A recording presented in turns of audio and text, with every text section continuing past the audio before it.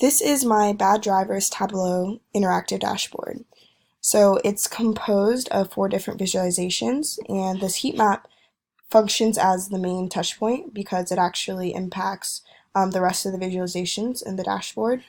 For example, hovering over the state of California produces a filtering effect and a highlight effect in the different visualizations on the right. So it actually filters the percentage of drivers involved in fatal collisions with these 4 different factors for the state of California, and it will highlight the specific number of drivers involved in fatal collisions per billion miles, which for California is 12. But yeah, in the vertical bar chart, that's what it highlights.